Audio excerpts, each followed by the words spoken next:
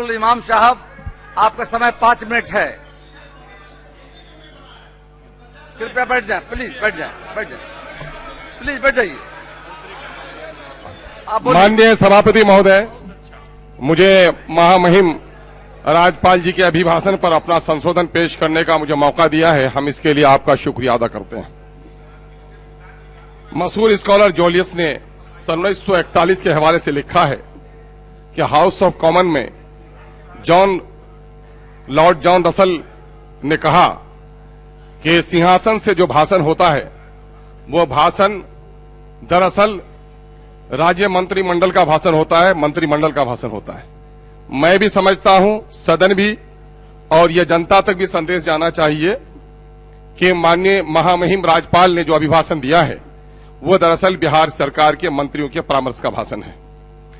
मैं कोरोना के इस मामले में इस वक्त देश में हमारे डॉक्टरों ने, पुलिस के नौजवानों ने जो लड़ाई लड़ी है, हम उसको मुबारकबाद देना चाहते हैं।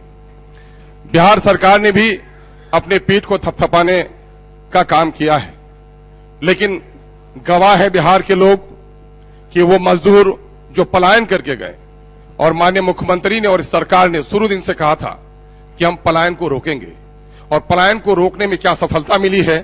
कोरोना काल में जब देश के तमाम तर शहरों में बिहारी मजदूर के रोने और बिलखने की आवाज आई तो लगा बिहार का मजदूर 2 वक्त की रोटी के लिए पूरे देश में फैला हुआ है।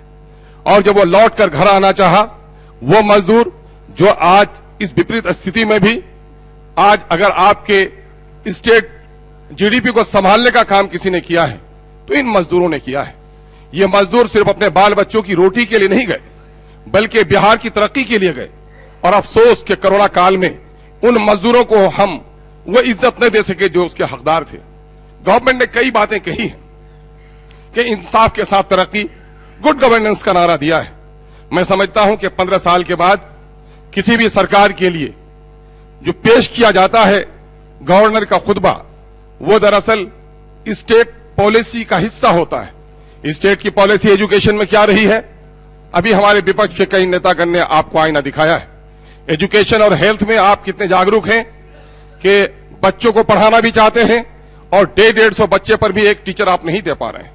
1 लाख 1.5 लाख की आबादी को भी डॉक्टर नहीं दे पा रहे हैं। आपने गुड गवर्नेंस की बात कही थी। गुड गवर्नेंस कब हो सकता है, जब ये हो सकता है व्यक्ति इकाई है लोकतंत्र की, व्यक्ति को आधार मानकर ही सारी पॉलिसियां बनाई जाती हैं।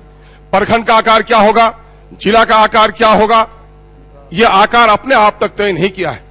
आपने एडमिनिस्ट्रेटिव रिफॉर्म की बात कही थी। आपने कहा था कि साहब हम छोटी छोटी इकाइयों में डिसेंट्रलाइजेशन ऑफ पावर करेंगे। कहीं 5 लाख का जिला है और कहीं 50 लाख का आपका जिला है।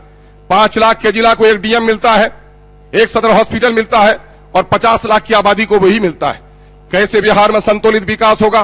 बिहार का संतुलित विकास नहीं हो सका। आप पटने में फ्लाईओवर बनाते हैं, पिछले 10-15 सालों में आपने कई काम किए हैं, हम आपको मुबारकबाद देना चाहते हैं। शराबबंदी पर गर्जे पूरे तौर पर आप कामयाब नहीं हो सके, शराब बिक रही है, लेकिन चलिए एक अच्छा कदम था। आपने पटने को सजाया है, संवारा है, आपने राजगीर को खूबसूरत दुल्हन की तरह सजाया है, हम आपको मुबारकबाद देना चाहते हैं। लेकिन संतुलित और इंसाफ के साथ तरक्की का नारा इस बात को भी पुकार पुकार कर आपको कह रहा है कि बिहार का मतलब सिर्फ पटना के इर्द गिर्द की बस्तियां नहीं है, बल्कि वो सीमांचल का वो इलाका।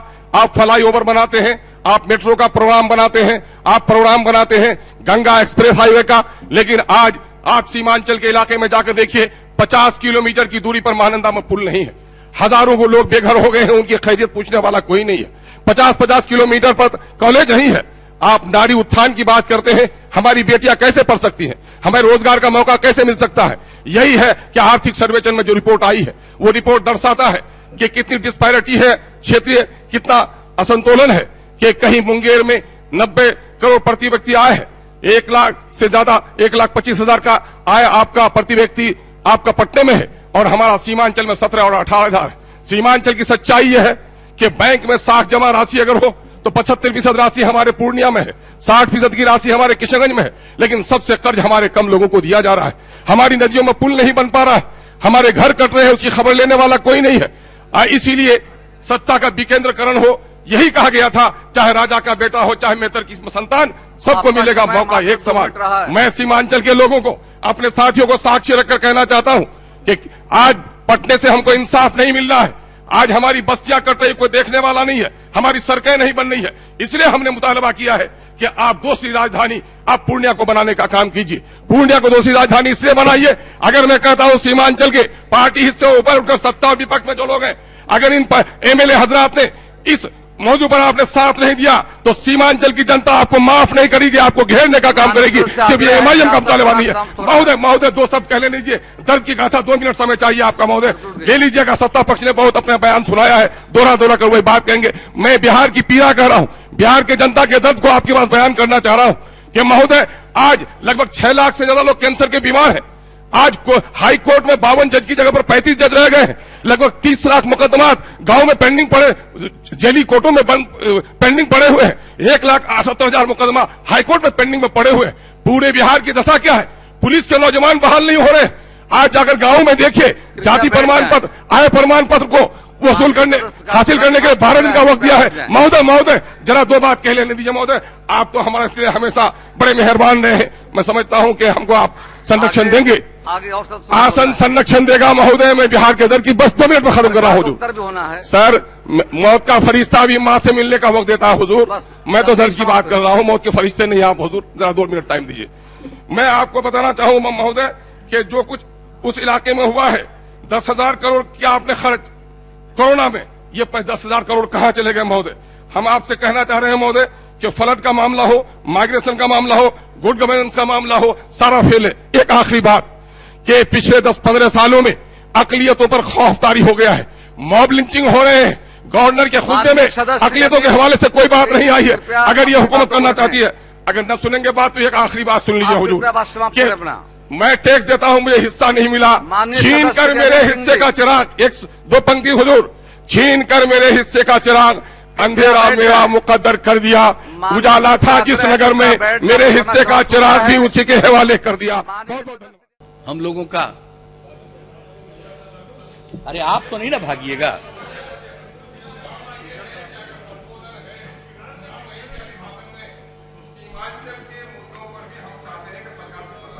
बैठ जाइए, आप चिंता अंतिम तक सुनिए। आप अभी आ गए हैं जीत करके। अरे भाई ठीक है,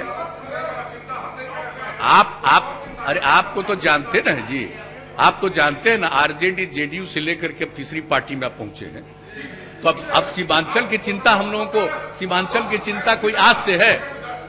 और जरा बताइए तो सीमांचल के लिए जितना काम हुआ है, और आप मिल करके भी दिए हुए हैं। एक चीज, सीमांचल ही क्यों, पूरा का पूरा पूरे बिहार के लिए हम लोग काम कर रहे हैं, सीमांचल के लिए, मिथिला के लिए, इसके लिए काम नहीं कर रहे हैं। और हर जगह हर क्षेत्र के लिए हम लोग प्रतिबद्ध हैं। तो एक बात जान लीजिए, उसकी चिंता मत करिए। आपके मन में कोई सुझाव खास हो तो आकर के देके बताते जाइए। ये राजधानी वाला बेकार चीज है, ये फालतू बात है। राजधानी बिहार का पटना और था दूसरा झारखंड, अब जो बन गया है रांची में, तो हम लोगों के आने के पहले, बहुत पहले ना बंद हो गया था। अकेला यही राजधानी थी, रांची वाली राजधानी तो बंद हो गई थी बिहार के बंटवारे के पहले। तो अभी जो कहिएगा, बैठ जाइए माननीय सदस्य साहब, बैठ जाए, सुने पहले पूरी बात को। अननेसेसरी ये सबसे मैं साफ, आप बैठ जाए। ये जिनको करना होगा हमारे बाद जो करें, सबकी अपनी इच्छा, लेकिन मैं कहता हूं अनावश्यक। ये राज्य बहुत बड़ा नहीं है, क्षेत्रफल के हिसाब से, एरिया के हिसाब से 12वां नंबर है, बता दिया, और आबादी के हिसाब से 3रे नंबर पर है देश में। और हर प्रकार का हम लोग काम कर रहे हैं। आप सिर्फ राजधानी को यहां से वहां हटा दीजिएगा, क्या हो जाएगा उससे? कोई उससे फर्क पड़ता है? और हम लोग राजधानी पटना आने के लिए, जो सबसे दूर का इलाका है, उससे पटना आने के लिए 5 घंटा से अधिक समय नहीं लगे, ये सारा काम कर रहे हैं। जो आएगा लौट करके जाएगा, हर तरह की बात कर रहे हैं, इसलिए उन बातों को नहीं। हाँ, लेकिन लोगों के बीच में अपनी बात रखने के लिए स्वतंत्र हैं, लेकिन विकास के किसी काम की उपेक्षा नहीं की जाएगी। अगर कोई काम बचा हुआ है, हम लोग उसको जरूर पूरा करेंगे, इसमें कोई शक नहीं। अब स्वास्थ्य और शिक्षा के बारे में कुछ संक्षेप में हम आपको बता देते हैं कि पहले क्या था 5-6 में, अब तो चल गए, क्या बताएं। 5-6 में भाग गए, अब कहीं बाहर से सुनेंगे तो हम बता देते हैं कि शिशु मृत्यु दर क्या था 2005-6 में, जब हम लोगों को काम करने का मौका मिला। प्रति 1061 था शिशु मृत्यु दर, और अब वो घट करके हो गया है 32, यानी देश का जो एवरेज है उसके बराबर बिहार में भी पहुंच गया। कहते हैं कोई स्वास्थ्य का काम ही नहीं है, स्वास्थ्य का काम नहीं थे, यहां पहुंचे थे, इतना तेजी से काम किया। कौन जाता था पहले इलाज कराने के लिए सरकारी प्राथमिक स्वास्थ्य केंद्र में? 2006 में सर्वे कराया था, फरवरी में, एक महीना में 29 आदमी जाता था। अब देख लीजिए, जो 19-20 का है तो कोरोना आ गया है, एक अलग विषय है, लेकिन इसके पहले तक 10,000। अब उसके लिए एक एक काम किया जा रहा है। कौन कहता है कि स्वास्थ्य के क्षेत्र में काम नहीं हुआ है, और कितना काम हुआ है? और आप समझ लीजिए, और मातृ मृत्यु दर 1 लाख की आबादी पर 312 था 2005-6 में, वो घट करके 149 हो गया। और टीकाकरण, ये लोग अभी टीकाकरण पर बोलते रहते हैं, अभी तो चलेगा, हम ये सुनाना चाह रहे हैं। टीकाकरण वो सिर्फ कोरोना का नहीं है, तो नया टीकाकरण है, नया वैक्सीनेशन है, अन्य सभी चीजों का टीकाकरण। किस तरह से हम लोगों ने पल्स पोलियो कैंपेन चलाया। अभी माननीय विधायकों का शपथ ग्रहण भी नहीं हुआ था 2005 में, तब विदेश से कितने लोग आकर के हमको आकर के कहने लगे कि देखिए बिहार में नहीं हो रहा, और उनकी बात सुन करके जो काम हम लोगों ने करना शुरू किया, और जिस तरह से पल्स पोलियो अभियान चला, टीकाकरण के और सारे प्रबंध अन्य बीमारियों के लिए, ये कितना करते थे भाई। पहले बोल देते हैं कुछ, आप समझ लीजिए, टीकाकरण का था 18% 2005-6 में, और अब बढ़कर के हो गया है टीकाकरण 86%, 86%। और हम लोगों का लक्ष्य है कि देश के सर्वोच्च 5 राज्यों में बिहार जरूर शामिल होगा टीकाकरण। और आप देख रहे हैं कि अभी वैक्सीनेशन की बात हो रही है, इस मामले में जो सब कुछ किया जा रहा है हम बता चुके हैं, किस तरह से टीकाकरण का काम हो रहा है। तो एक एक चीज को देख लीजिए। और जो प्रजनन दर क्या था, सभी बोल रहे हैं भाई प्रजनन दर कितना बढ़ाए हुए थे, खूब पैदा होता था। प्रजनन दर क्या था? पति पत्नी के बीच औसत 4.3, अब हम लोग लगे हुए, अब घट करके हुआ 3.2। और आपको मालूम है कि हम लोगों ने इसी के लिए देखा कि भाई इसको प्रजनन दर को घटाना है, आबादी बढ़ती चली जा रही है और एरिया तो सीमित रहेगा, तो हम लोगों को उसके लिए काम करना है। तो उस काम के लिए करते करते हम लोगों के मन में ये बात आ गई, सर्वेक्षण हुआ कि अगर महिलाएं पढ़े, मैट्रिक तक पास रहेंगी, देश का एवरेज, अगर पति पत्नी में पत्नी मैट्रिक पास है तो 2 प्रजनन दर। और बिहार का भी सर्वे किया गया, अगर पति पत्नी में पत्नी मैट्रिक पास है तो 2 प्रजनन दर, माने 2 ही है बाल बच्चा में। और उस तरह से अगर कोई इंटर पास है तो उस समय पूरे देश में एवरेज था 1.7, और बिहार का था, देख करके खुशी हुई, 1.6। तो उसी समय यूरेका की भावना आई और हमने तय किया हर एक पंचायत में +2 तक का माध्यमिक विद्यालय, उच्च माध्यमिक विद्यालय स्थापित करेंगे। और उस काम में लगे हैं, बताइए साहब। तो जब प्रजनन दर घटेगा तभी ना आबादी नियंत्रित होगी। तो हम लोग ये सब काम करते रहते हैं। इन लोगों को क्या है भाई, अब बोल देता सोशल मीडिया पर। पहले तो हम लोग जो करते थे लोगों तक बात पहुंचती थी, आजकल सोशल मीडिया के माध्यम से कुछ पहुंचाते रहते हैं। पहुंचाइए, सबको अधिकार है, लेकिन हमने तो सभी डिपार्टमेंट को कहा कि जो भी पॉजिटिव काम है उन सभी कामों को सोशल मीडिया के माध्यम से हर जगह पहुंचाने की कोशिश करिए।